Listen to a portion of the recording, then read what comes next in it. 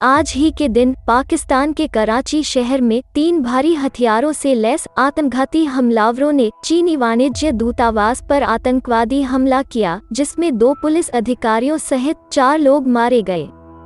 इस आतंकवादी हमले की जिम्मेदारी पाकिस्तान के एक अज्ञात विद्रोही समूह ने ली थी। हालांकि दूतावास की इमारत में घुसने से पहले 3 हमलावर मारे गए। यह हमला पाकिस्तान के सबसे बड़े निवेशक और सहयोगी चीन के खिलाफ सबसे बड़ा हमला था, जो अपनी बेल्ट एंड रोड पहल के तहत पाकिस्तान में अरबों डॉलर का निवेश कर रहा है। चीनी दूतावास पर हमला पाकिस्तान और चीन के बीच आर्थिक और रणनीतिक साझेदारी के लिए एक परेशान समय था।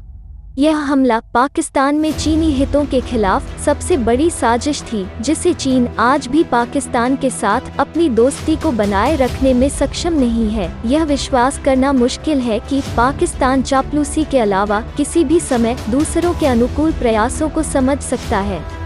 चीन केवल पाकिस्तान के लिए अंतिम उपाय का जरिया के रूप में मौजूद है, जिसका उपयोग वह अपनी अर्थव्यवस्था को बेहतर बनाने के लिए कर रहा है।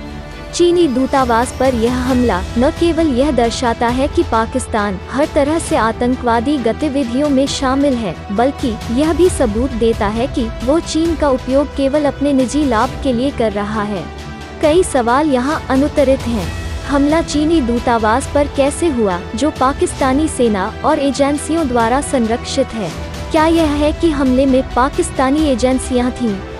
क्या पाकिस्तान की एजेंसियां हमले को होने देकर चीन को कुछ दिखाना चाहती थीं?